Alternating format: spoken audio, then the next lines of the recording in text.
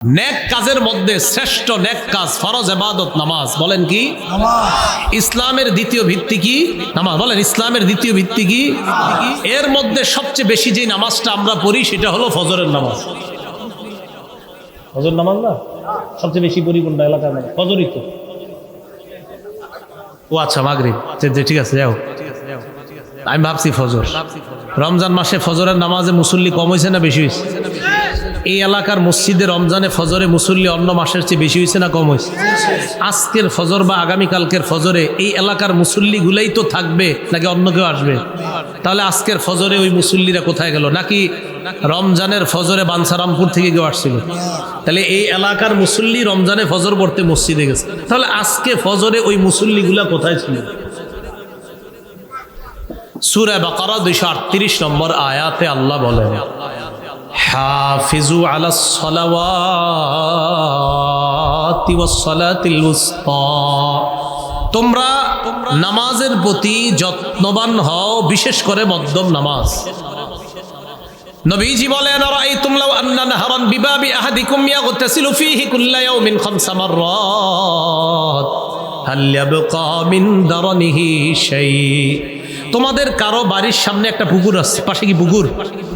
পুকুর আছে আপনাদের এলাকায়? নবী বলেন, তোমাদের কারো বাড়ির সামনে একটা পুকুর আছে, ওই পুকুরের মধ্যে ওই ব্যক্তি, মনে করেন ওনার বাড়ির সামনে একটা পুকুর, তিনি তার পুকুরে দৈনিক 5 বার গোসল করে। কয়বার? 5 বার। একটা ব্যক্তি যদি তার পুকুরে দৈনিক 5 বার গোসল করে, নবী বলেন, হাল ইয়াবকা মিন দারনিহি শাইউন, তার শরীরে কি কোনো নাপাক থাকবে? নবী বলেন, ফাযালিকা মিসলুস সালাওয়াতিল খামসি ইয়ামহুল্লাহু বিহিন্নাল খাতায়া, যেমনি ভাবে 5 বার গোসল করলে তার শরীরের মধ্যে কোনো ময়লা থাকে না, 5 ওয়াক্ত নামাজ যদি কোনো বান্দা আদায় করে, আল্লাহ পাক রব্বুল আলামিন তার এই গুনাহ নামক ময়লাগুলা দূর করে দেয়।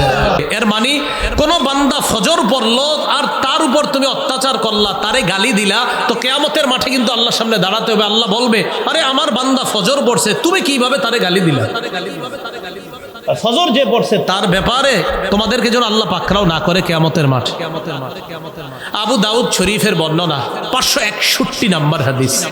ক্বালা রাসূলুল্লাহ সাল্লাল্লাহু আলাইহি ওয়াসাল্লাম, আল্লাহ নবী বলেন, বাশশিরিল মাশাইনা ফিজ যুলামি ইলাল মাসাজিদ বিন-নূরিত তাম্মি ইয়াউমাল কিয়ামা, যারা অন্ধকারে হেঁটে হেঁটে মসজিদে যায়, নবী বলেন তাদেরকে কিয়ামতের ময়দানে পরিপূর্ণ নূরের সুসংবাদ শোনায়। আপনি অন্ধকারে হেঁটে মসজিদে গেলেন, রাসূল বলেন তাকে কিয়ামতের ময়দানে পরিপূর্ণ নূরের সুসংবাদ জানাও। আমার বান্দা দুনিয়াতে অন্ধকারে হেঁটে মসজিদে গেছে, কিয়ামতের ময়দানে আল্লাহ তাকে নূর দান করবেন, এই নূরের সুসংবাদ তাকে জানায় দাও। সময়গুলো খুব মূল্যায়ন করা, সময়ের বড় দাম। তাই আল্লাহ বললেন, ওয়াল আসরি, সময়ের শপথ। ইন্নাল ইনসানা লাফি খুসর, সমস্ত মানুষ ক্ষতিগ্রস্ততায় লিপ্ত, সমস্ত মানুষ ক্ষতির মধ্যে আছে। ইল্লাল্লাযীনা আমানু ওয়া আমিলুস সালিহাতি ওয়া তাওয়াসাউ বিল হাক্কি ওয়া তাওয়াসাউ বিস সাবর, তবে তারা ক্ষতির মধ্যে না যারা ঈমান এনেছে, নেক কাজ করেছে, একে অপরকে হকের ওসিয়ত করেছে, সবুরের ওসিয়ত করেছে, তারা ক্ষতির মধ্যে না, তারা সফল। আল্লাহ বললেন সব মানুষ ক্ষতির মধ্যে, তবে তারা না যারা ঈমান এনেছে, নেক কাজ করেছে, একে অপরকে হকের ওসিয়ত করেছে, সত্যের ওসিয়ত করেছে, আর ধৈর্যের ওসিয়ত করেছে। সূরাতুল আসর এমন এক সূরা, কানা রাজুলান মিন আসহাবিন নবী সাল্লাল্লাহু আলাইহি ওয়াসাল্লাম ইযা ইলতাকায়া লাম ইয়াতাফাররাকা ইল্লা আন ইয়াকরা আহাদুহুমা আলাল আখারি সূরাতাল আসর।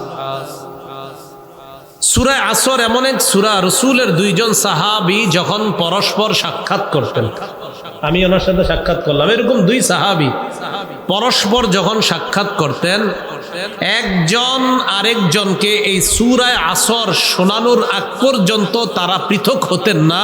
2 জন 2 জনকে সূরাতুল আসর শোনাইতেন, তারপর পৃথক হইতেন।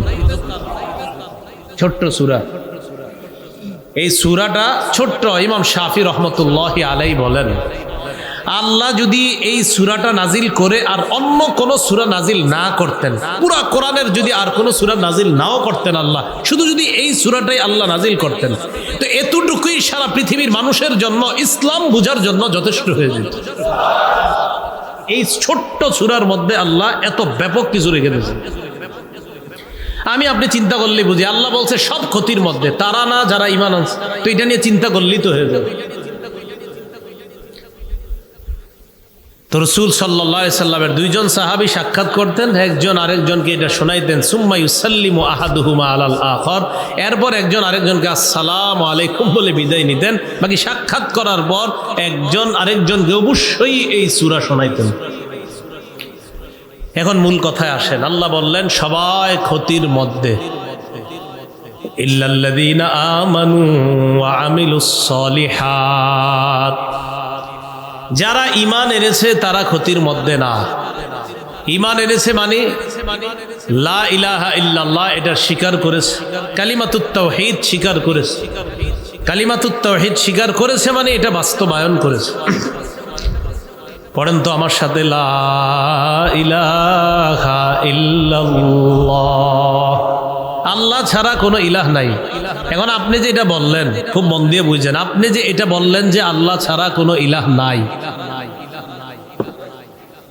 তো এই আল্লাহ ছাড়া কোনো ইলাহ নাই এর অর্থ হলো দুনিয়ার ইলাহ, দিনের ইলাহ আল্লাহ, রাতের ইলাহ আল্লাহ, সকালের ইলাহ আল্লাহ, দিবসের মধ্যভাগের ইলাহ আল্লাহ, 24 ঘন্টার ইলাহ আল্লাহ, সেকেন্ড মিনিট সময় বছর দিন সব কিছুর ইলাহ আল্লাহ। সূরা কসসের 71-72 নম্বর আয়াতে আল্লাহ বলেন, قل أرأيتم إن جعل الله عليكم الليل سرمدا إلى يوم القيامة من إله غير الله يأتيكم بضياء أفلا تسمعون। নবী আপনি বলেন, তোমরা কি ভেবে দেখেছো আল্লাহ যদি এই রাতকে কিয়ামত পর্যন্ত রাত রেখে দিতেন, যদি এটাকে আল্লাহ দিন না বানাইতেন, রাত্রকে যদি কিয়ামত পর্যন্ত আল্লাহ রাতই রাখতেন, তাহলে বলো আল্লাহ ছাড়া কে আছে যে এই রাতকে আলোকিত করে দিন বানাইতে পারে? আছে কেউ? তা আল্লাহ বলে, নবী আপনি মানুষকে একটু জিজ্ঞাসা করেন, قل أرأيتم إن جعل الله عليكم النهار سرمدا إلى يوم القيامة من إله غير الله يأتيكم بليل تسكنون فيه أفلا تبصرون।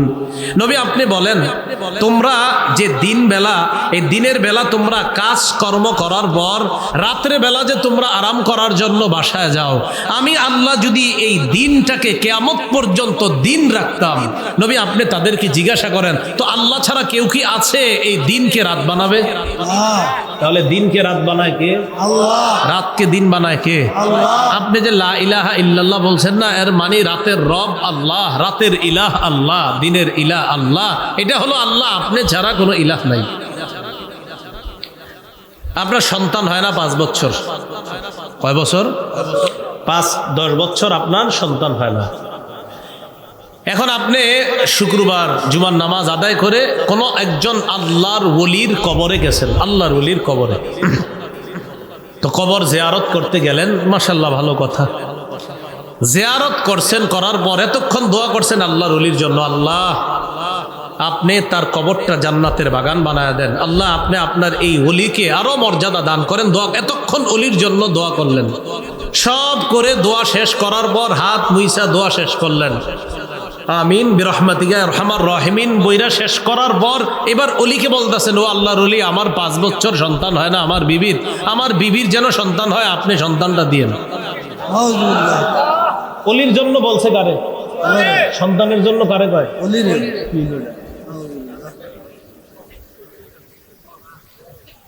সূরা শুরা আয়াত নাম্বার 49-50 আল্লাহ পাক রব্বুল আলামিন বলেন, লিল্লাহি মুলকুস সামাওয়াতি ওয়াল আরদ ইয়াখলুকু মা ইয়াশা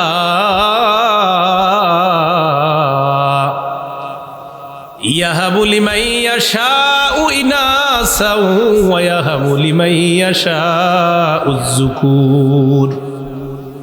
আসমান জমিনের রাজত্ব আল্লাহর।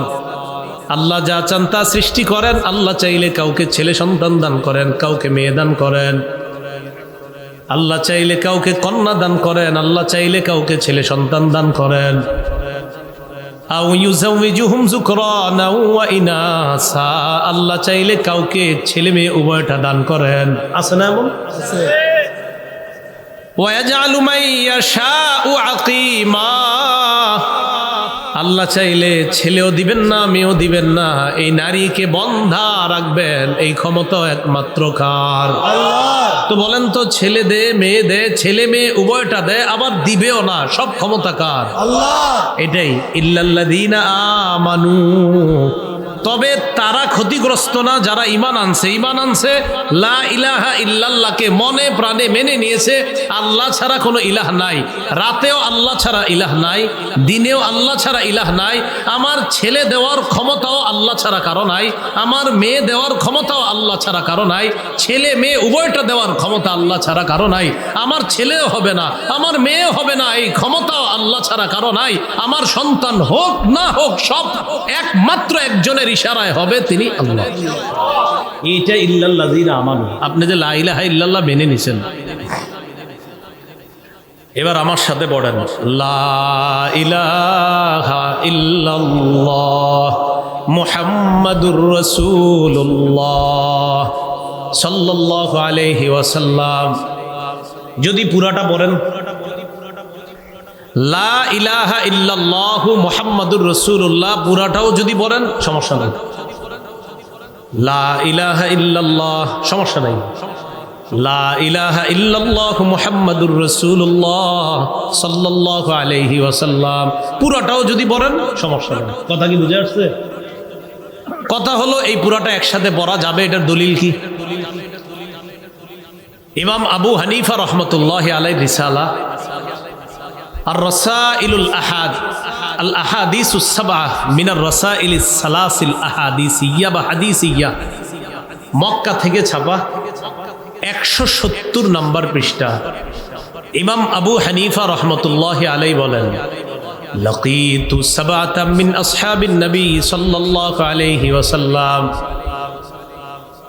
ইমাম আবু হানিফা রহমতুল্লাহি আলাইহি বলেন, আমি সরাসরি রসুলের 7 জন সাহাবীর সাথে সাক্ষাৎ করছি। সুবহানাল্লাহ। তিনি আমাদের ইমাম। ইমাম আবু হানিফা রহমতুল্লাহি আলাইহি বলেন, আমি 7 জনের সাথে সাক্ষাৎ করলাম, এর মধ্যে একজনের মুখ থেকে শুনলাম, ক্বালা রাসূলুল্লাহ সাল্লাল্লাহু আলাইহি ওয়াসাল্লাম, নবীজি বলেন, দাখালতুল জান্নাহ, আমি জান্নাতে প্রবেশ করলাম।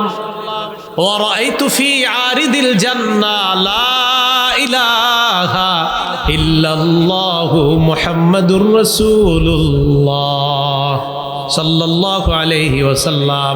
নবীজি বলেন, আমি জান্নাতে প্রবেশ করলাম, জান্নাতের এক জায়গায় স্বর্ণ দিয়ে আমি লেখা দেখলাম, লা ইলাহা ইল্লাল্লাহ মুহাম্মাদুর রাসূলুল্লাহ।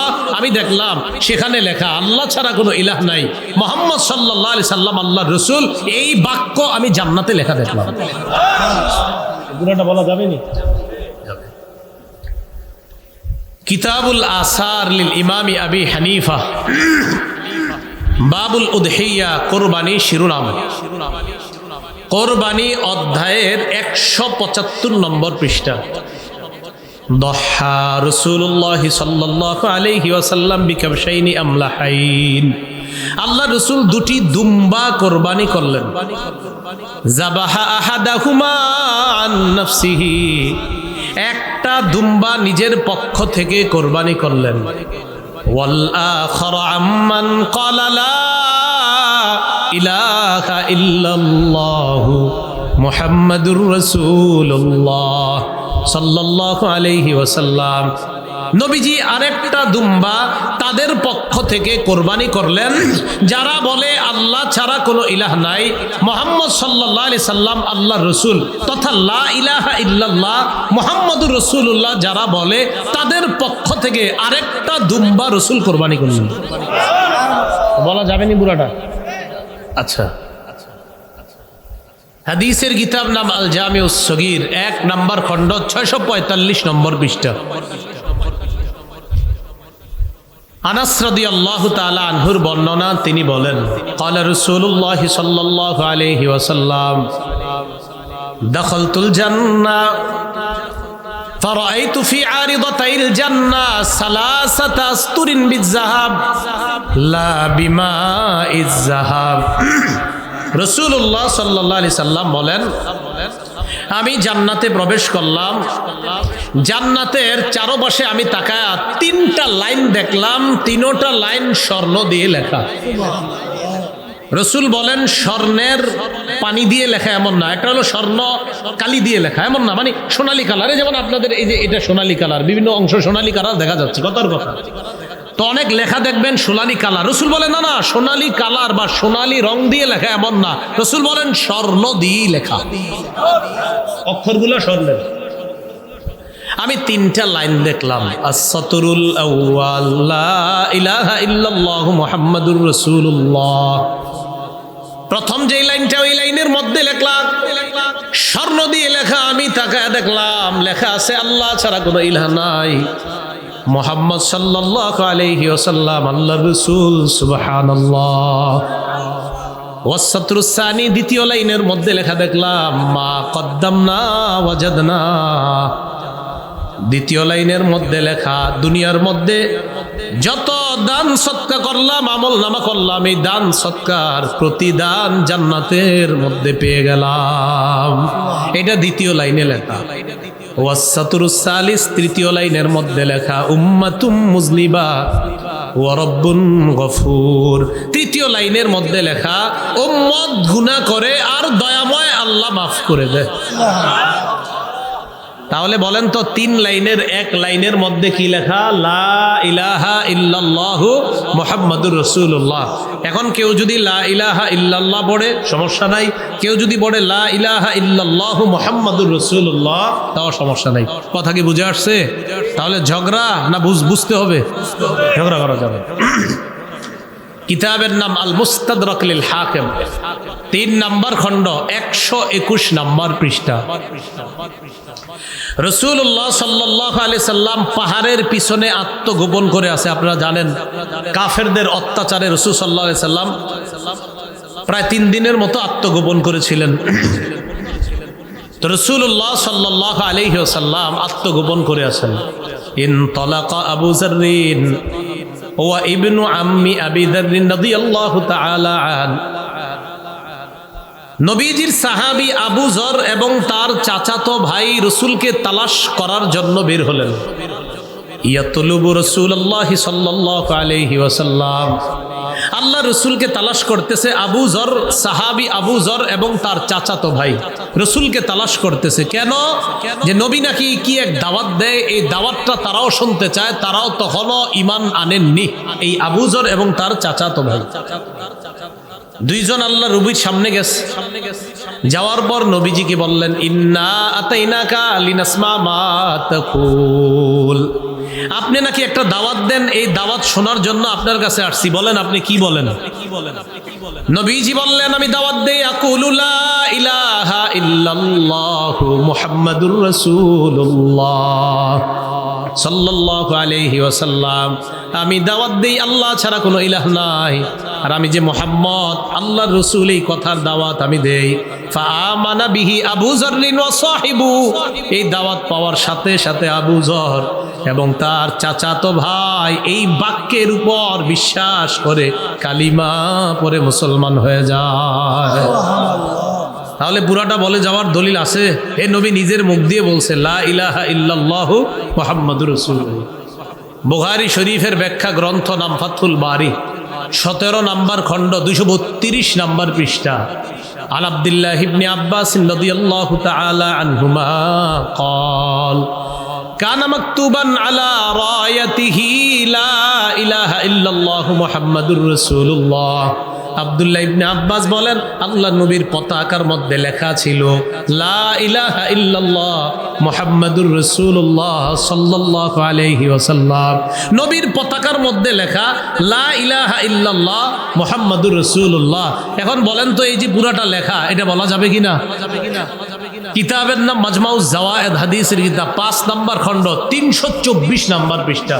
আব্দুল্লাহ ইবনে আব্বাস রাদিয়াল্লাহু তাআলা আনহুমার বর্ণনা, তিনি বলেন, কানাত রায়াত রাসূলিল্লাহি সাল্লাল্লাহু আলাইহি ওয়াসাল্লাম সাউদা ওয়া লিওয়াআন আবিয়াদা। রাসূলুল্লাহ সাল্লাল্লাহু আলাইহি সাল্লামের দুটি পতাকা ছিল, একটা কালো পতাকা, এটা ছিল বড়, আর একটি সাদা পতাকা, এটা ছিল ছোট। মাকতুবুন আলাইহি লা ইলাহা ইল্লাল্লাহু মুহাম্মাদুর রাসূলুল্লাহ। জিহাদের ময়দানে সাহাবাদের হাতে পতাকা, একটা কালো একটা সাদা, কালোটা বড় সাদাটা ছোট। জিহাদের ময়দানে রাসূল নেতৃত্বে আছেন, ওই নেতৃত্বে দেওয়া দলের যেই পতাকা, ওই পতাকার মধ্যে লেখা লা ইলাহা ইল্লাল্লাহ, আল্লাহ ছাড়া কোনো ইলাহ নাই, মুহাম্মাদুর রাসূলুল্লাহ, মুহাম্মদ সাল্লাল্লাহু আলাইহি সাল্লাম আল্লাহর রাসূল। এই বাক্য রাসূলের পতাকার মধ্যে লেখা। ইল্লাল্লাযীনা আমানু, তবে যারা ঈমান এনেছে তারা ক্ষতিগ্রস্ত না। তাহলে ঈমান আনার অর্থ বুঝে আসছে সবার মোটামুটি। লা ইলাহা ইল্লাল্লাহ মুহাম্মাদুর রাসূলুল্লাহ, এই পুরা বাক্যের বাস্তবায়ন করা, আল্লাহ ছাড়া কোনো ইলাহ নাই, মুহাম্মদ সাল্লাল্লাহু আলাইহি সাল্লাম আল্লাহর রাসূল। রাসূল যে শরীয়ত রেখে গিয়েছেন, এই শরীয়তের বাস্তবায়ন পৃথিবীর মধ্যে ঘটানো আল্লাহ তৌফিক দান করেন। পরের অংশ, ওয়া আমিলুস সলিহাত, যারা নেক কাজ করেছে। যারা কি করেছে? নেক কাজ। ইল্লাল্লাযীনা আমানু, যারা ঈমান এনেছে, ওয়া আমিলুস সলিহাত, যারা নেক কাজ করেছে। এখন কথা হলো নেক কাজ কি? ঈমান আনার পর, মনে করেন আপনি একজন বালেগ, ঈমান আনছেন, এই ফজরের নামাজে এখন ঈমান আনছেন। এখন একটা কথার কথা, কোন একজন মুসলমান নতুন মুসলমান হয়েছে, ঈমান আনছে, বলেন তো এশার নামাজের সময় এখনো আছে না গেছে? আছে। ফজরের নামাজের আগে ঈমান আনছে, ফজরের নামাজ হয়ে গেছে, একটু পরে সময় হয়ে গেছে, বাস ঈমান আনছে, তার উপর ফজরের নামাজ ফরজ। ঈমান আনার পর ওয়ামিলুস সলিহাত, নেক কাজ করা। নেক কাজের মধ্যে শ্রেষ্ঠ নেক কাজ ফরজ ইবাদত নামাজ। বলেন কি? ইসলামের দ্বিতীয় ভিত্তি কি? নামাজ। বলেন ইসলামের দ্বিতীয় ভিত্তি কি? এর মধ্যে সবচেয়ে বেশি যে নামাজটা আমরা পড়ি সেটা হলো ফজরের নামাজ। ফজর নামাজ না সবচেয়ে বেশি পড়ি কোনটা এলাকার নামাজ? ফজরই তো। ও আচ্ছা, মাগরিব, ঠিক আছে, যাও। আমি ভাবছি ফজর। রমজান মাসে ফজরের নামাজে মুসল্লি কম হয়েছে না বেশি হয়েছে? এই এলাকার মসজিদে রমজানে ফজরে মুসল্লি অন্য মাসের চেয়ে বেশি হয়েছে না কম হয়েছে? আজকের ফজর বা আগামীকালকের ফজরে এই এলাকার মুসল্লিগুলাই তো থাকবে, নাকি অন্য কেউ আসবে? তাহলে আজকের ফজরে ওই মুসল্লিরা কোথায় গেল? নাকি রমজানের ফজরে বাঞ্ছারামপুর থেকে কেউ আসছিল? তাহলে এই এলাকার মুসল্লি রমজানে ফজর পড়তে মসজিদে গেছে, তাহলে আজকে ফজরে ওই মুসল্লিগুলা কোথায় ছিল? সূরা বাকারা 238 নম্বর আয়াতে আল্লাহ বলেন, হাফিজু আলাস সালাওয়াতি ওয়াস সালাতিল উসতা, তোমরা নামাজের প্রতি যত্নবান হও, বিশেষ করে মধ্যম নামাজ।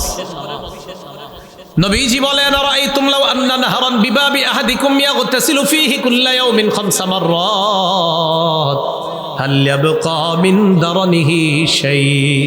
তোমাদের কারো বাড়ির সামনে একটা পুকুর আছে, পাশে কি পুকুর? পুকুর আছে আপনাদের এলাকায়? নবী বলেন, তোমাদের কারো বাড়ির সামনে একটা পুকুর আছে, ওই পুকুরের মধ্যে ওই ব্যক্তি, মনে করেন ওনার বাড়ির সামনে একটা পুকুর, তিনি তার পুকুরে দৈনিক 5 বার গোসল করেন। কয়বার? 5 বার। একটা ব্যক্তি যদি তার পুকুরে দৈনিক 5 বার গোসল করে, নবী বলেন, হাল ইয়াবকা মিন দারনিহি শাইউন, তার শরীরে কি কোনো নাপাক থাকবে?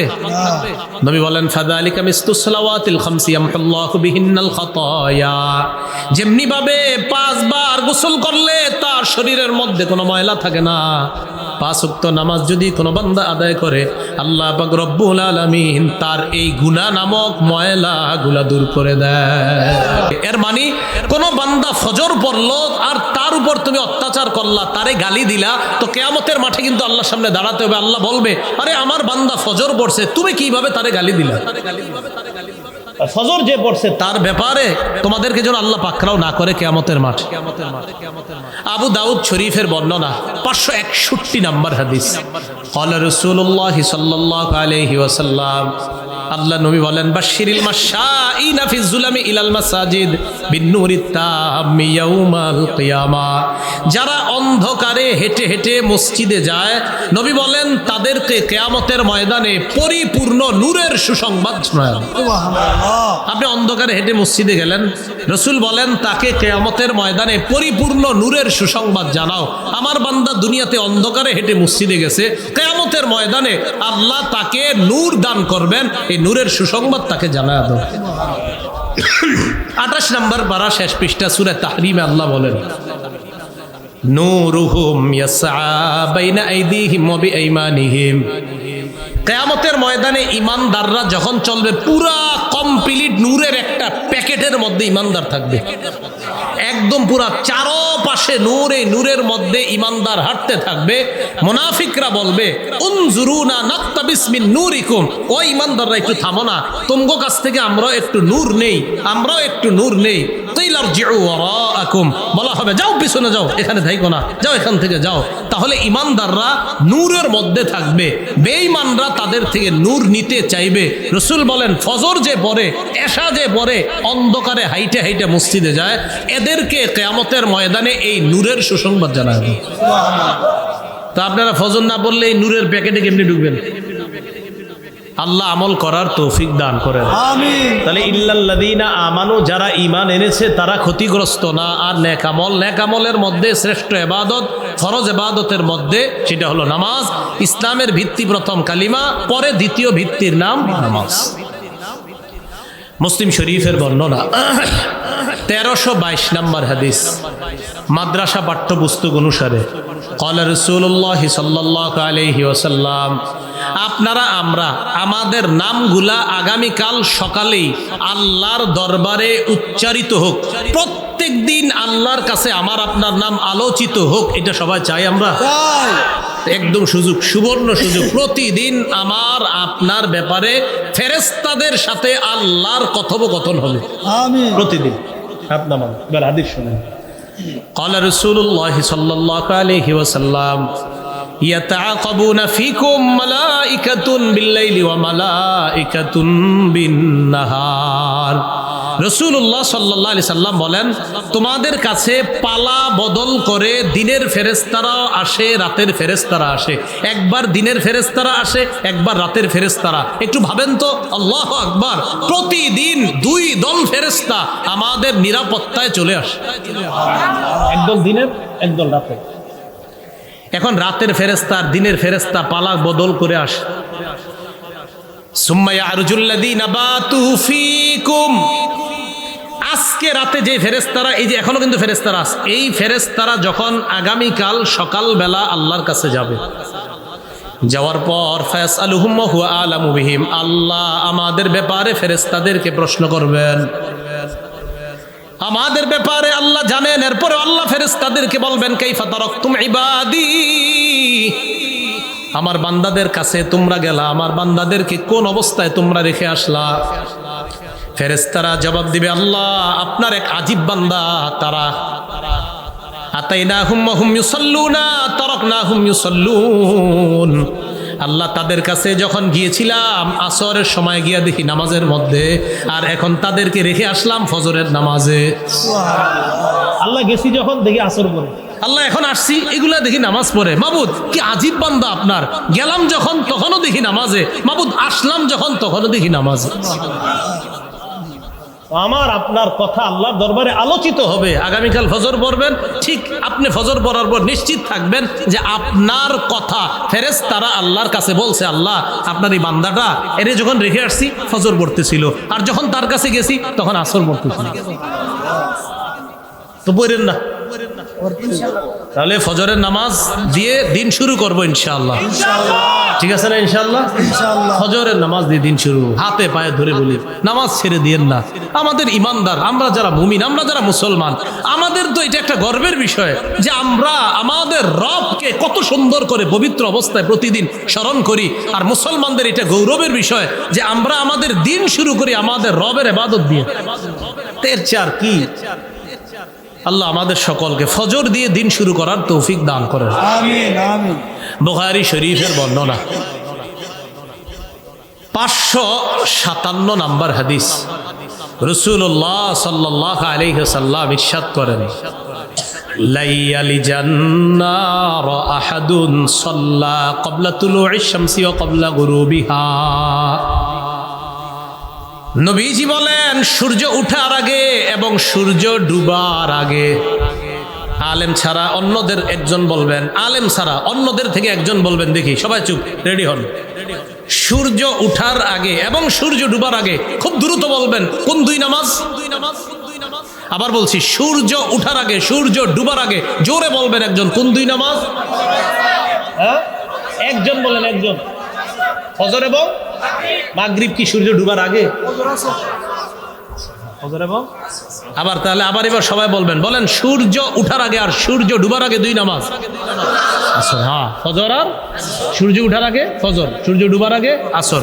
নবী বলেন সূর্য উঠার আগে আর সূর্য ডুবার আগে তথা ফজর এবং আসরের নামাজ যারা পড়বে, লাইয়ালি জান্নার, সে কিছুতেই জাহান্নামে প্রবেশ করবে না। মানে অন্যগুলো ছেড়ে দিবেন না। এই দুই নামাজ মানুষ অলসতা বেশি করে, তাই রাসূল এই দুই নামাজের গুরুত্ব দিয়েছে। তাহলে ফজরের নামাজ দিয়ে আপনার দিন শুরু করা। আর মনে রাখবেন, আপনাদের এলাকার যে ব্যক্তি ফজর পড়ে ফেলছে, আপনি খোঁজ নিয়ে দেখবেন যাদের নিয়মিত ফজর পড়ার অভ্যাস, আল্লাহর রহমতে তারা বাকি চার ওয়াক্ত তাদের জন্য কষ্টই হয় না। ঠিক না? রাসূলুল্লাহ সাল্লাল্লাহু আলাইহি সাল্লাম, সহিহ বুখারীর বর্ণনা, ক্বালা রাসূলুল্লাহ সাল্লাল্লাহু আলাইহি ওয়াসাল্লাম, মান সাল্লাল বারদাইন দাখালাল জান্নাহ।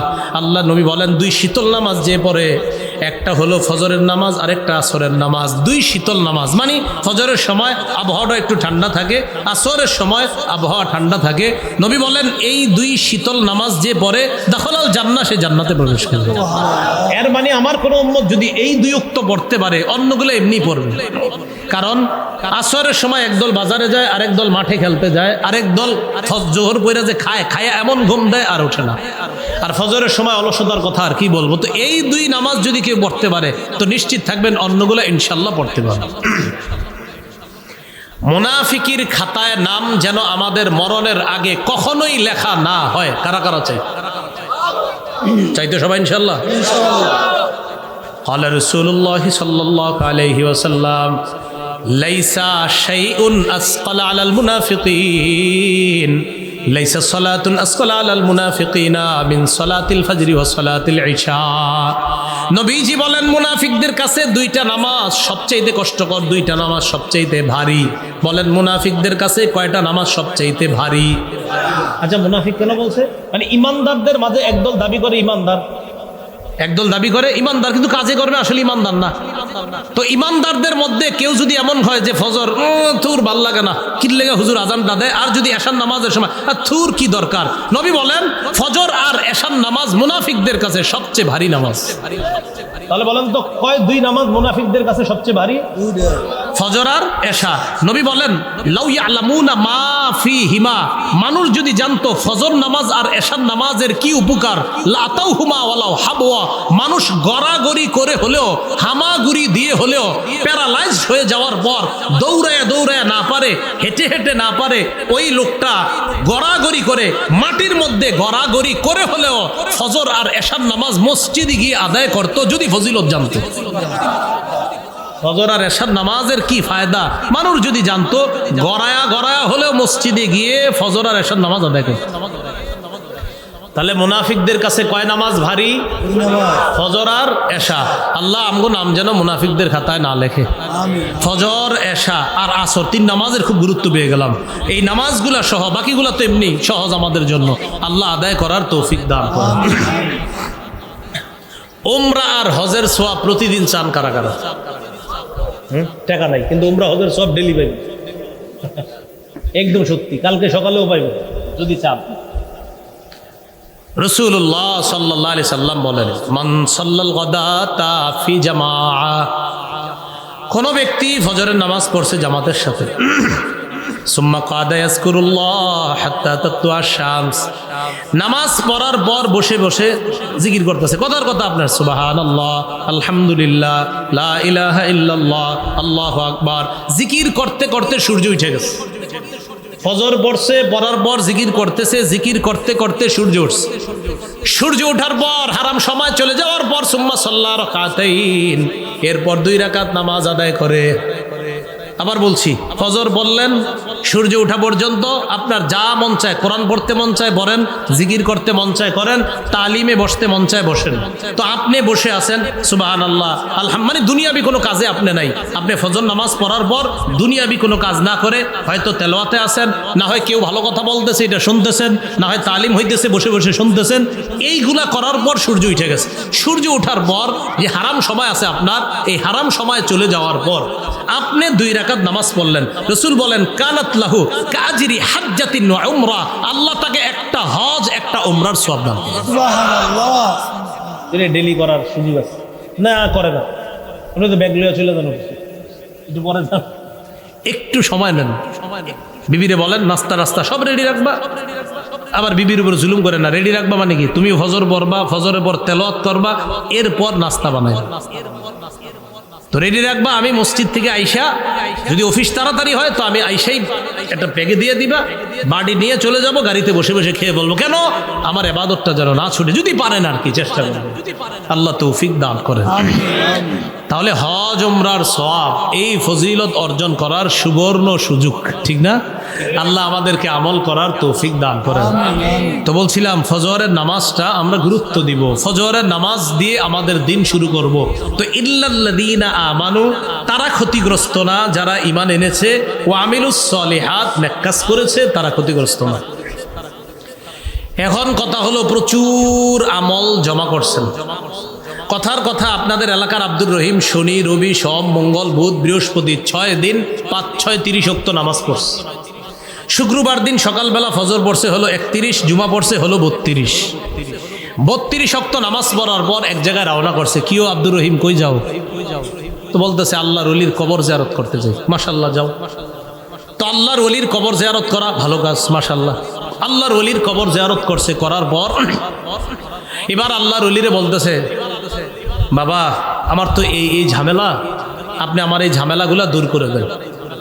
সূরা জুমারের 65 নম্বর আয়াতে আল্লাহ নবীকে কি বলে দেখেন, লাইন্না শারাকতা লা ইয়াহবাতান্না আমালুকা ওয়া লা তাকুনান্না মিনাল খাসিরিন। নবী, আপনি যদি শিরিক করেন আপনার সব আমল বরবাদ হয়ে যাবে। নবী, আপনি যদি শিরিক করেন আপনার আমলনামা বরবাদ। কোন নবী শিরিক করবে এই কথা আমরা কল্পনা করতে পারি না, কিন্তু আল্লাহ ধমকটা কারে দিচ্ছে নবীকে, নবী আপনি শিরিক করেন আপনার আমল বরবাদ। আচ্ছা, নবীর মাধ্যমে তো আল্লাহ আমাদেরকে বুঝাইতেছে, দেখো উম্মত, একজন নবীরে আমি বললাম, ও নবী আপনি শিরিক করলে আমলনামা বরবাদ। কোন নবী? শ্রেষ্ঠ নবী, আমাদের নবীকে বলতেছে আপনি শিরিক করলে আমল সব বরবাদ। তো আমার আপনার কি অবস্থা হবে? তো আমল করলেন 32 ওয়াক্ত নামাজ পড়ে, এমন এক কাজ করলেন, সব শেষ হয়ে গেল। তো বলতে চাইলাম, আমল নামা জমা করার পর এটা নষ্ট করে দিব না। সূরা মুহাম্মদের 33 নম্বর আয়াতে আল্লাহ বলেন, ইয়া আইয়ুহাল্লাযীনা আমানু আতিউল্লাহ ওয়া আতিউর রাসূলা ওয়া আতিউর রাসূলা ওয়া লা তুবতিলু আ'মালাকুম। হে ইমানদারগণ, তোমরা আল্লাহর আনুগত্য করো, রাসূলুল্লাহ সাল্লাল্লাহু আলাইহি সাল্লামের আনুগত্য করো, আর তোমরা তোমাদের আমলগুলো নষ্ট করে দিও না, তোমরা তোমাদের আমলগুলো বাতিল করে দিও না। তাহলে কষ্ট করে আমল নামা জমা করলাম, এখন বুদ্ধিমানের কাজ হলো এই আমল নামাগুলা ধরে রাখা, আমলগুলা নষ্ট না করা। আপনাদের এলাকার এক ব্যক্তি 10 বছর যাবৎ আমল করতেছে, এই আমলে কোনোদিন শিরিক করে নাই, কুফরি করে নাই, কিচ্ছু করে নাই। 10 বছর এই বেচারার কোনো কারণে তার অবস্থা ভালো হয় না, ব্যবসা ধরে লস খায়, বিদেশ যাইতে যাবে মাইর খায়, এরকম হতে পারে। এই ব্যক্তি 10 বছর পর একজনের কাছে সন্ধান পাইছে, অমুক জায়গায় একজন জ্যোতিষী আছে, জ্যোতিষীর কাছে যাবে। এখন ওই ব্যক্তি বেচারা ওই জ্যোতিষীর কাছে গেছে, খুব মন দিয়ে শোনেন। জ্যোতিষীর কাছে যাওয়ার পর জ্যোতিষী তার হাত দেখতেছে, গণক তার হাত দেখ, তো হাতের মধ্যে আপনার অনেক দাগ। যারা দেখবেন খেতে খামারে কাজ করে হাতে এমনি অনেক দাগ পরে, হুদাই জ্যোতিষী হাতে দাগ তো আপনার যেই পরিমাণ থাকা দরকার এর চেয়ে অনেক বেশি আছে, সমস্যা আছে মনে হয়, হুদাই মানে বলে দেয়। এই ব্যাটার তো এমনি সমস্যা লেগে রয়েছে, হে আবার বললে কি এমনি সমস্যা হইতেছে। সাধারণত বলবে আর কি, দেখবেন সব গণক আর জ্যোতিষীরা সাধারণত আপনারা বলবে আপনার সমস্যা। আচ্ছা সমস্যা হয় না কার দুনিয়াতে? এখন সমস্যা পড়ে না কোন মানুষ? তো সবাই পড়ে, যখন পড়বে 2 দিন পরে বলবে হ্যাঁ উনি বলাতে না, উনি বলাতে না, আপনি পড়তেন এমনি পড়তেন, হে বলছে এই জন্য না। আমিও যদি আপনাদেরকে বলি আপনারা সমস্যায় পড়তে পারেন, তো আমি জ্যোতিষী? আশ্চর্য কথা। রাসূলুল্লাহ সাল্লাল্লাহু আলাইহি সাল্লাম যেটা বলছে এটা শুনে নেবা। মান আতা আররাফা ফাসাদ্দাকাহু বিমা ইয়াকুল ফাকাদ কাফারা আলা উনজিলা ফাকাদ কাফারা বিমা উনজিলা আলা মুহাম্মাদিন সাল্লাল্লাহু আলাইহি ওয়াসাল্লাম। কোন ব্যক্তি যদি জ্যোতিষীর কাছে যায়, জ্যোতিষীর কথা বিশ্বাস করে, গণকের কথা বিশ্বাস করে, আল্লাহ নবী বলেন আমি নবীর উপর আল্লাহ যা নাজিল করেছেন এই লোকটা সব অস্বীকার করলো। যে ব্যক্তি গণকের কাছে যায়, জ্যোতিষীর কাছে যায় আর যা বলে বিশ্বাস করে নেয়, সে কেমন যেন মুহাম্মদ সাল্লাল্লাহু আলাইহি সাল্লামের উপর যা আল্লাহ নাজিল করছে সে সব অস্বীকার করছে। 10 বছর ইবাদত করে লাভ হলো কি? সব শেষ করে দিল। তো বলছিলাম ইল্লাল্লাযীনা আমানু, তারা ক্ষতিগ্রস্ত না যারা ঈমান এনেছে, ওয়া আমিলুস সলিহাত, নেক কাজ করেছে। ভাই এখন বলেন নেক কাজ করেছে, বলেন ধরে রেখেছে। বললে হবে না, এটা ধরে রাখতে হবে। আপনি নষ্ট করে দিলে হবে না, এটা ধরে রাখতে হবে নেক আমলটা। তাহলে নেক কাজ করেছে না, না ধরে রেখেছে। নেক কাজ তো করলেন, করার পর এমন এক কাজ করছেন সব শেষ। তাহলে নেক কাজ করার পর এটার উপর অটল থাকা, আল্লাহ তৌফিক দান করেন, আমিন। এই জন্য আল্লাহর কাছে বেশি দোয়া করবেন, আল্লাহ আমি যে নেক কাজগুলা করি আপনি কবুল করেন, আর আমার এই নেক কাজগুলোর মধ্যে যেন কোনো কুফর শিরিক না ঢুকে, আল্লাহ আপনি আমাকে হেফাজত করেন। এই দোয়া আল্লাহর কাছে করা। একজন নারী সুতা পাকাইছে, কষ্ট করে সুতা এইভাবে পাকাইতে পাকাইতে মাগরিবের সময় গিয়ে মোটা একটা রশি হয়েছে। মাগরিব পর্যন্ত এই রশি বানানোর পর মাগরিবের নামাজ পইরা আপনি বাসা গেছেন, মসজিদ থেকে গিয়ে দেখেন সব টুকরা টুকরা করে ফেলছে। তো সারাদিন রশি দিয়ে পাকাইলো, এটা লাভ হইল কি? কষ্ট করে যে রশি দিয়া এইভাবে সুতা পাকায়া মোটা রশি বানাইলো, মাগরিবের পরে সব ছিঁড়ে ফেললো, রশি বানায়া কোনো লাভ হইছে? আপনারা ভাবছেন একটা গল্প বলছি? না, এই কথা আল্লাহ কোরআনে বলছে, এক নারীর কথা। সূরা নাহালের 92 নম্বর আয়াতে আল্লাহ বলেন, ওয়ালা তাকুনু কাল্লাতী নাকাদাত গজলাহা মিন বাদি কুওয়াতিন আনকাসা। আল্লাহ বলেন তোমরা ওই নারীর মতো হয়ো না, যেই নারী পাকানো সুতা শক্তভাবে পাকানোর পর এটা আবার টুকরা টুকরা করে ফেলে, তোমরা তার মতো হয়ো না। মানে কষ্ট করে আমল নামা জমা করলা, আবার একটা শিরিকের মাধ্যমে সব শেষ করে দিলা, এমন তোমরা হবা না, ওই নারীর মতো হয়ো না। যেই নারী কষ্ট করে সুতা দিয়ে রশি পাকাইলো, এরপর টুকরা টুকরা করে ছিঁড়ে ফেললো, তোমরা ওই নারীর মতো হয়ো না। মানে আমার বান্দা আমল নামা যা জমা করো এটা ধরে রাখো। ভাই কথাগুলা কি বুঝে আসছে? তাহলে তারা ক্ষতিগ্রস্ত না যারা ঈমান এনেছে, নেক আমল করেছে। নেক আমলের মধ্যে শ্রেষ্ঠ ফরজ ইবাদত হলো নামাজ পড়া। আবার এই নামাজ পড়ার পর যখন আমল নামা জমা করলাম, এই আমল নামাগুলাকে ধরে রাখা, আল্লাহ তৌফিক দান করে, আমিন। আসেন এবার ওই অংশে, হাফিজু আলাস সালাওয়াত, নামাজের প্রতি যত্নবান হও, বিশেষ করে মধ্যম নামাজ। এই মধ্যম নামাজ দ্বারা আবার কি উদ্দেশ্য? মুফাসসিরিনে কেরাম অনেক উদ্দেশ্য লেখছে, বাকি হাদিস দ্বারা বোঝা যায় মধ্যম নামাজ দ্বারা আসরের নামাজ উদ্দেশ্য। কোন নামাজ? সহিহ বুখারীর বর্ণনা 6396 নম্বর হাদিস। খন্দকের যুদ্ধের দিন রাসূলুল্লাহ সাল্লাল্লাহু আলাইহি সাল্লাম বলেন, মালা আল্লাহু কুবুরাহুম ওয়া বুয়ুতাহুম নারা শাগালুনা আন সালাতিল উসতা হাত্তা গাবাতিশ শামস। তাদের কবর, তাদের বাড়িগুলা আল্লাহ আগুন দ্বারা পরিপূর্ণ করুক। তারা আমাদেরকে মধ্যম নামাজ থেকে দূরে রাখছে, গাফেল করে রাখছে, আমাদেরকে মধ্যম নামাজ থেকে অন্য কাজে ব্যস্ত করে রাখছে। সঠিক সময় আমরা মধ্যম নামাজটা পড়তে পারি নাই কাফেরদের কারণে। নবী বলতেছেন এমনকি সূর্য ডুবে গেল। আচ্ছা বলেন তো কোন নামাজ পড়ার পর সূর্য ডুবে? তাহলে হাদিস দ্বারা বোঝা যায় এটা আসরের নামাজ। কোন নামাজ? মধ্যম নামাজ, আসরের নামাজ। আর আসরের নামাজের গুরুত্ব তো বললাম। সহিহ বুখারীর 552 নম্বর হাদিস, রাসূলুল্লাহ সাল্লাল্লাহু আলাইহি সাল্লাম বলেন, আল্লাযী তাফুতুহু সালাতুল আসর ফাকাআন্নামা গুতিরা মালুহু ওয়া আহলু। কোন ব্যক্তির যদি আসরের নামাজ ছুটে যায়, কেমন যেন তার ধন সম্পদ সন্তান সব ধ্বংস হয়ে গেল। আগামীকাল আসর পড়ার পর চা দোকানের সামনে যাবেন, যাওয়ার পর একজনকে বলবেন, কি আব্দুর রহমান, আসর নামাজ পড়ছনি? না পড়ি নাই। পড়বা না? কাপড়টা ভালো না, যেটা আমাদের দেশে বলে কাপড়, প্রত্যেক দিন এর কাপড় ভালো না। এ যতবার নামাজের কথা বলবেন এতবার কয় আমার কাপড়। একদিন বলবেন, তো তোমার কাপড় যেদিন ভালো থাকে ওই দিন আমারে ফোন করে জানায়। কাপড় ভালো না বলে প্রত্যেক দিন, তা আপনি বলবেন, আব্দুর রহিম আসর পড়ছো? না পড়ি নাই। পড়বা না? ভাই কাপড়টা ভালো না। আপনি বলবেন, সন্তান কয়জন? বলবে 5 জন। সম্পদ আছে? বলবে 20 বিঘা। আপনি বলবেন, না তোমার 20 বিঘা নাই তো, সন্তান 5 জনও নাই। কি নাই মানে? তোমার সন্তানগুলা সমস্যা হয়ে গেছে এক জায়গায়, আর তোমার 20 বিঘা জমিনের উপরে একটা সমস্যা হয়েছে। আরে কি কর তুমি? এই যে 20 বিঘা জমিন পুরো আমার সন্তান তো 3 জন ঢাকা ইউনিভার্সিটি বিভিন্ন জায়গা, আর 2 জন অমুক জায়গায়। মানে সন্তানে কি সমস্যা হয়েছে বলো? টেনশনে পড়ে গেছে।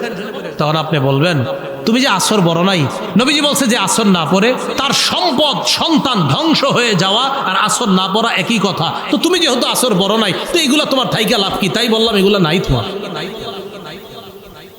যে আসরের নামাজ ছেড়ে দেয় তার ধন সম্পদ সন্তান ছুটে যাওয়া একই কথা।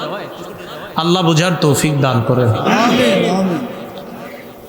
পরিবারকে নামাজের কথা বলবেন। দোকানদার যারা, তাদেরকে নামাজের কথা দাওয়াত দেন। দোকানদারকে বলেন, ভাই নামাজের সময় শাটারটা লাগায় মসজিদে যাও। আল্লাহ বলেন, ওয়ামুর আহলাকা বিসসালাত। নবী আপনি আপনার পরিবারকে নামাজের কথা বলেন। দেখেন একটু পরে আল্লাহ বলতেছে, লা নাসআলুকা রিজকা। নবী আপনি বলে দেন, আমি আল্লাহ তোমাদের কাছে রিজিক চাই না। আচ্ছা, নামাজের সাথে রিজিকের কি সম্পর্ক? খুব মন দিয়ে বুঝেন কথাটা। নামাজের কথা আল্লাহ বললেন, পরে রিজিকের কথা, মানে কি? নামাজ আর রিজিকের সম্পর্কটা কোথায়? 5 জন কাস্টমার আসছে, দোকানদার এই দিক দিয়ে শাটার লাগাবে কিনা, ওই দিক দিয়ে একামত। দেখেন, একামত কাস্টমার দোকান, একামত কাস্টমার দোকান, একামত চলছে, দোকানদারের সামনে 3 জন কাস্টমার। এবার দোকানের শাটার লাগাবে কিনা চিন্তিত, যে নামাজে যাবো না কাস্টমার ছাড়বো, নামাজে যাবো না কাস্টমার ছাড়বো। আল্লাহ কয়, বান্দা নামাজে যাও, আমি তোমার থেকে রিজিক চাই না। নাহনু নারজুকুকা। আরে দোকানে শাটার লাগাও, আমি তো রিজিক দেই। রিজিক তো আমি দেই, তুমি শাটার লাগাও, যাও নামাজে যাও। তুমি মাস শেষে হিসাব করো, যে শাটার লাগায় নামাজে যায় নাই আর তুমি নামাজে গিয়েছো, হিসাব মিলায় এদিক সেদিক দেখো, তুমি এগিয়ে আছো। তো দেখছেন নামাজের সাথে রিজিকের সম্পর্ক। আল্লাহ কয়, নামাজের আদেশ দেন, আমি তোমার কাছে রিজিক চাই না। আমি জানেন না এই আয়াতে টেনশনে পড়ছি, চিন্তিত হয়ে গেলাম। আচ্ছা, রিজিকের সাথে নামাজের কি সম্পর্ক? তখন আল্লাহ বুঝ দিয়ে দিল, হ্যাঁ, মানুষ রিজিকের চিন্তা অনেক সময় নামাজ পড়ে না। আরেকটু পরে যাচ্ছি, আরেকটু পরে যাচ্ছি, আরেকটু পরে যাচ্ছি। আরে কেন ভাই? কাস্টমার, আর 2 জন কাস্টমার, আর 3 জন কাস্টমার, আরেকটু পরে যাচ্ছি। আল্লাহ কয়, না না, তুমি নামাজ পড়ো, আমি তো রিজিক তোমাকে দিব। তুমি রিজিকের টেনশনে নামাজ পড়বা না, মানে কি ব্যাপারটা? আল্লাহ কথাগুলা বোঝার তৌফিক দান করেন। বলেন, নামাজের সময় আমাদের রিজিকের যে পেরেশানি, যে না না একটু পরে যাই, একটু না না একটু পরে না, আগে নামাজ, পরে ওই চিন্তা। কারণ আমার রিজিকের দায়িত্ব কার? তো এই জন্য মনে রাখবেন, বৈধ পন্থায় হালাল রিজিক তালাশ করা, অবৈধ পন্থায় হালাল রিজিক তালাশ না করা। বৈধ পন্থায় হালাল রিজিক তালাশ করা। হালাল রিজিক তালাশ করা মানে, আমি একজন মুসলমান, নামাজের সময় বাস নামাজ পড়ি, ব্যবসার সময় বাস ব্যবসা করি, খালাস। আমার নামাজের সময় হয়েছে, শাটার লাগাইয়া দিছি। আপনি মদিনায় যান, নামাজের সময় হবে, বাস যত কাস্টমারই থাকুক, কোনো কাজ হবে না। এটা অনেক আগের কথা, 1999, তখন আমি বাচ্চা মানুষ, তখন আমি দেখছি নামাজের আজান হয়েছে, শাটার লাগছে, কে আছে, কতজন দোকানে আছে জানা নাই, সব যাও নামাজে যাও। তাহলে ইল্লাল্লাযীনা আমানু, যারা ঈমান এনেছে তারা ক্ষতিগ্রস্ত না। ওয়া আমিলুস সলিহাত, যারা নেক কাজ করেছে। নেক কাজের মধ্যে শ্রেষ্ঠ ফরজ ইবাদত কোনটা? নামাজ। নামাজ প্রতি যত্নবান হইতে আল্লাহ বললেন, বিশেষ করে মধ্যম নামাজ। সহিহ বুখারীর 553 নম্বর হাদিস, রাসূল বলেন, মান তারাকা সালাতাল আসরি, যে ব্যক্তি আসরের নামাজ ছেড়ে দেয়, ফাকাদ হাবিতা আমালু, তার আমল নামা যেন বরবাদ হয়ে গেল। কারণ সাধারণত মানুষ আসরের সময় একদল বাজারে থাকে, একদল ব্যবসা বাণিজ্য নিয়ে ব্যস্ত থাকে, একদল খেলাধুলায় ব্যস্ত থাকে। এই জন্য অনেকে অলসতা করে, ফজরের নামাজের সময় ঘুমায়া থাকে। তাই ফজর, আসর আর এশার গুরুত্ব হাদিসে খুব বেশি আসছে। এই 3 নামাজ যারা সহজে পড়তে পারবে, অন্য 2 ওয়াক্ত ইনশাআল্লাহ খুব সহজে মানুষ পড়তে পারবে। কারণ মাগরিবের নামাজ এমনি মুসল্লি বেশি হয়, আমাদের সমাজ মানুষ যায়। তা আল্লাহ আমাদের সকলকে নামাজের প্রতি যত্নবান হওয়ার তৌফিক দান করেন। আসেন, সময়ের শপথ, নিশ্চয়ই সব মানুষ ক্ষতিগ্রস্ত তারা না যারা ঈমান এনেছে, যারা নেক কাজ করেছে, আর ওয়াতাওয়াসাউ বিল হক, যারা একে অপরকে সত্যের ওসিয়ত করেছে, হকের ওসিয়ত করেছে। আমার সাথে বলেন, বলেন, হকের উপর অটল থাকতে হলে ধৈর্যের প্রয়োজন। আল্লাহ শেষে বলে ওয়াতাওয়াসাউ বিস সাবর, যারা একে অপরকে সত্যের ওসিয়ত করে, হকের ওসিয়ত করে আর ধৈর্যের ওসিয়ত করে। কেন? হকের উপর থাকতে হলে ধৈর্যের প্রয়োজন হয়। তাই তারা ক্ষতিগ্রস্ত না যারা ঈমান এনেছে, নেক কাজ করেছে, হকের ওসিয়ত করেছে, ধৈর্যের ব্যাপারে একে অপরকে ওসিয়ত করেছে, তারা ক্ষতিগ্রস্ত না। আল্লাহ আমাদের সকলকে ক্ষতিগ্রস্ত যারা তাদের থেকে হেফাজত করে, যারা সফলকাম ঈমানদার তাদের দলভুক্ত হওয়ার তৌফিক দান করেন। সূরা আসরের এই শিক্ষা যেন আমরা সমাজে, রাষ্ট্রে, সর্বত্র, সব জায়গায়, ঘরে বাহিরে, ব্যক্তি জীবনে, পারিবারিক জীবনে, সামাজিক জীবনে, রাষ্ট্র জীবনে, অর্থনৈতিক জীবনে, আন্তর্জাতিক জীবনে যেন আমরা বাস্তবায়ন করতে পারি। আল্লাহ তৌফিক দান করেন। খুব একটু সর্বশেষ, ব্যক্তি জীবন, পারিবারিক জীবন, সামাজিক জীবন, অর্থনৈতিক জীবন, রাষ্ট্রীয় জীবন, আন্তর্জাতিক জীবন, 6 জীবন। প্রথমত পারিবারিক জীবনে নামাজ কায়েম করবেন। 2, সামাজিক জীবন, আপনার সমাজে মানুষকে নামাজের দাওয়াত দিবেন। 3, রাষ্ট্রীয় জীবন, রাষ্ট্রের মানুষকে নামাজের দাওয়াত দিবেন। 4, আন্তর্জাতিক জীবন, এই আন্তর্জাতিক জীবনেও মানুষকে আপনি নামাজের দাওয়াত দিবেন। তো এই নামাজের দাওয়াতটা, নিজে তো নামাজ পড়বেন, 2 নাম্বার পরিবারকে নামাজ পড়াবেন, 3 নাম্বার সমাজকে নামাজ পড়াবেন, 4 নাম্বার রাষ্ট্রের মানুষগুলাকে নামাজ পড়াবেন, 5 নাম্বার আপনি নামাজের দাওয়াত সারা পৃথিবীর মধ্যে দিবেন, সারা পৃথিবীর মধ্যে। তাহলে একজন ঈমানদার তার ঈমান আনার পরের যে কাজটা, ইকামুস সালাহ, অর্থাৎ নামাজ কায়েম করা, এটার হক আদায় হবে। আল্লাহ পাক রব্বুল আলামিন আমাদের সকলকে ঈমানের গুরুত্ব, ঈমানের চাওয়া, ঈমানের চাহিদা যেন আমরা বুঝতে পারি। আল্লাহ তৌফিক দান। আখিরু দাওয়ানা আলহামদুলিল্লাহি রাব্বিল আলামিন। আমাকে একটা ঘোষণা দেওয়ার জন্য বলা হয়েছে। ঘোষণাটা হলো, আমি মাহফিলে প্রশ্ন উত্তর দিই না। হ্যাঁ, ঘোষণাটা হলো, আমরা এটা ভিডিও আছে দেখবেন, মাহফিলে যে প্রশ্ন উত্তর দিই না, ওই ভিডিওতে আবার দলিল দিছি কেন দিই না। হ্যাঁ, আমাকে একটা ওই ঘোষণা দিতে বলা হয়েছে, ওই আমার বয়ানগুলা সংকলন করা হয়েছে।